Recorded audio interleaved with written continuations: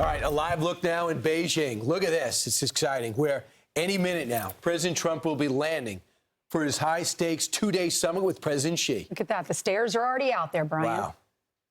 Joining us now, America's Newsroom co-anchor Bill Hemmer, live in Beijing, and former Trump Deputy National Security Advisor KT McFarland. Bill, since you're on the ground, set the scene for us. What's the vibe like? What's the pomp and circumstance? Yeah, good morning there in New York and good evening from Beijing. We are exactly 12 hours ahead of East Coast time, and it's great to be on with KT McFarland, who knows this issue so well. And we'll take you through it starting now over the next day and a half, 2 days. But I got to tell you guys, I don't think there's a more important relationship in the world than what you're watching right now between President Trump and President Xi. Think about it now. Two leaders, two of the most superpowers in the world, two of the largest militaries in the world, two of the most advanced technology sectors that we have seen, now dealing with a brand new technology in artificial intelligence. And Bill, are you seeing the monitor? These stakes are enormous. Are you seeing the monitor there? Air Force One sure just landed. I'm seeing Air Force. Yeah, and we're going to see a few Chinese leaders there when the president comes off the plane, and we've got a few other details we can share with you when he gets there. But I just want to finish this point. I can't stress enough how high the stakes are on what I just said about the issues. And then you add the war in Iran. And that just sets the plate for us a little bit here in Beijing, guys. KT, how about you? Why is this trip so important? It's all the reasons Bill said, but it's really what happens for the next generation.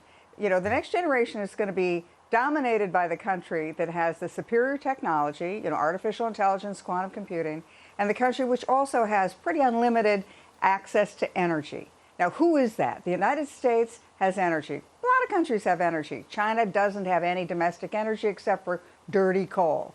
Some countries have technology, but only the United States and China have that advanced technology, making them AI leaders. So the country that has both, and that's the United States, has the energy and we have the technology. We're primed to be the dominant country for the next generation. The other thing I'd like to point out, and Bill just pointed to those stairs are really significant. When President Obama went to China, he landed Air Force One, and the Chinese said, oh, the stairs don't work. We don't have any stairs. You'll have to go out the back way. You can't come down the front. That was such an enormous slap in the face to President Obama on the part of the Chinese. They did not respect Obama, and they showed it by the symbolism of those stairs. So the fact that the Chinese have those stairs already out there, ready for Air Force One, means they consider Donald Trump a very different president. And Bill, remember, they told the press, they rounded him into a small room after they got off that plane and started harassing them, and the Obama people had to get back involved. Remember, it took months for Lloyd Austin to get a phone call return from his counterpart over in China after getting blistered over in Alaska the first time the Biden administration took over. So they got off on the wrong foot, and they stayed off on the wrong foot almost the entire 4 years. This is a different tone so far. Very different, very different. Not just today, too, Brian, and excellent points going back in history. I would just add that President Trump's relationship with China started 9 years ago. Think about early 2017, and we'll remind you of the history of the next couple of days here. But he invited President Xi to Mar-a-Lago as his first international guest, and they were meeting there in early April. That night, President Trump ordered an airstrike on targets in Syria. So recall that moment. The other thing I would say is that we hear President Trump being critical of many people. You rarely, if ever, hear him being critical of President Xi, and there's a reason for that. This year alone, this will be the first face-to-face meeting in 2026, but they, in all likelihood, guys, they're going to meet 3 more times this year. And what strikes me about President Trump and the way he has approached this is that he's talked about the relationship that he wants to have with President Xi. He's made that a priority. And that's going to be very important to try and make some headway in a lot of the issues that we mentioned here. The other thing I'd point out, the last time these two men saw each other, it was the end of October. It was in the southern South Korean town of Busan. And what was that all about? That was all about tariffs and trade. And the Chinese and President Xi was trying to back the U.S. president away from those tariffs. And they had a meeting of the minds. They came to an agreement. And things have been relatively smooth sailing since then. But I think, and KT might want to talk about this in a moment, the moves that each government has made in an incremental way over the past month, I think are very intriguing. These aren't the kind of stories that make headlines, but it's the way that government leaders try and mess with the heads of one another along the way. So there's a lot of game playing so far, but publicly at the highest level, President Xi and President Trump have been very respectful of one another. So, KT, you know the president well. You served as his deputy national security advisor. As we look at Air Force One, has come to a stop right now as they prepare those stairs. What is the deliverables? The president wants to come back to the United States with what? Hostages back, a deal to end the war, a trade agreement? What is it? I don't think there'll be any bombshells. What the president wants to do is we have certain, interests, strategic interests in our trade with China. We want to sell them agricultural products. We want to buy rare earth minerals from them, at least until we can find and source our own. What the Chinese want is they want to buy American technology. They want the chips. That's why all those senior CEOs are there and the tech sector CEOs. But the Chinese also want access to the American consumer. We're the only country in the world where people are buying things. The Chinese don't have a domestic consumer market. The Europeans have flatline economic growth. So all the action is access to the United States market. But what Bill said is really great about the messing with each other's heads. That when I was working for President Trump in the first term, and I negotiated with the Chinese at Mar-a-Lago visit, prior to the visit, the Chinese have a very different approach, Xi Jinping particularly. They like to have everything all laid out. They have all the issues. What are you going to say? What are we going to say? Yes, everything is choreographed so. well in advance. President Trump is the opposite, and it drives the Chinese nuts. Because President Trump feels, well, I'm the CEO. I'm the one making the decisions, not my staff. And so when I sit down with a leader like Xi Jinping, I want to have a back and forth. I want to be spontaneous. I want to take advantage of certain things.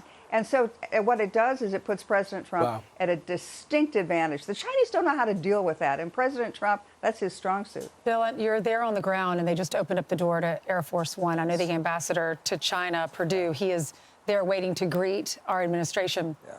Does it look like that's the president in the background? No, that's not the president, we're told. So, Secret Bill, Service. what can you expect? Yeah, What's on the schedule today? And will you talk about how we make sure they don't spy on our president? What do they do to his hotel room to make sure he's safe?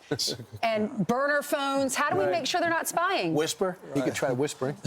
You know, we did a little bit of that of ourselves before we left New York. You have to. We're going to see him for, honestly, about 30, 35 minutes here.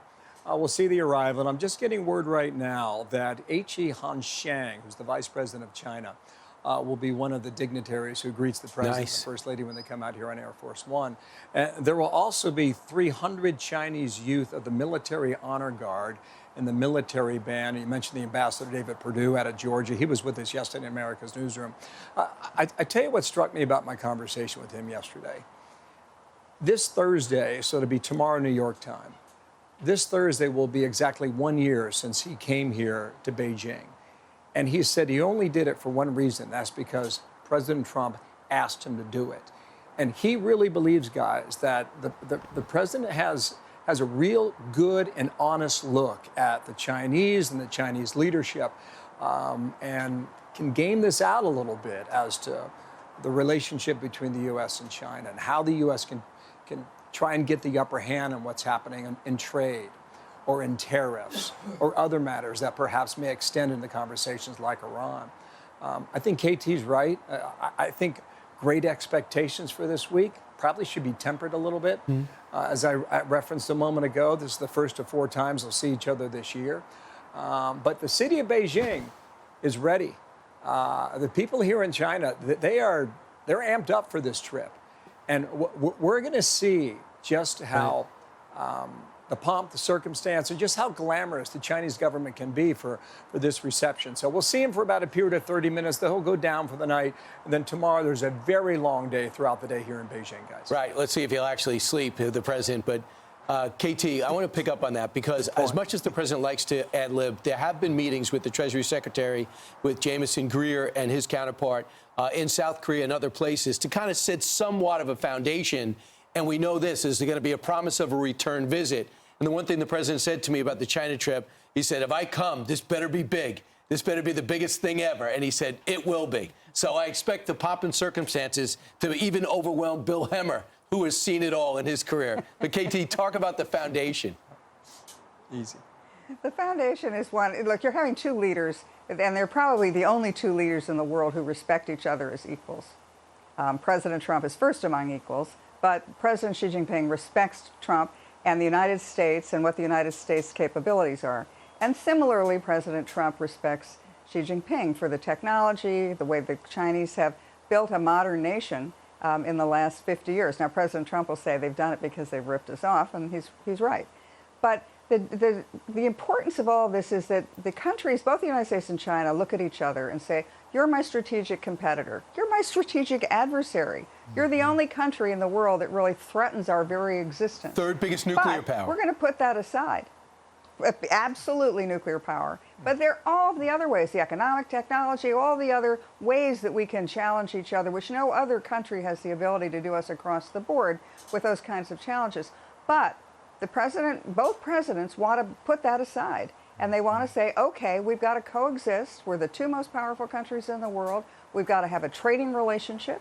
We want to make sure that we're not stepping on each other's toes militarily. We know we can have a strong diplomatic relationship. And we really are the first among equals. Now, as I said, President Trump, the United States, we are the first among equals.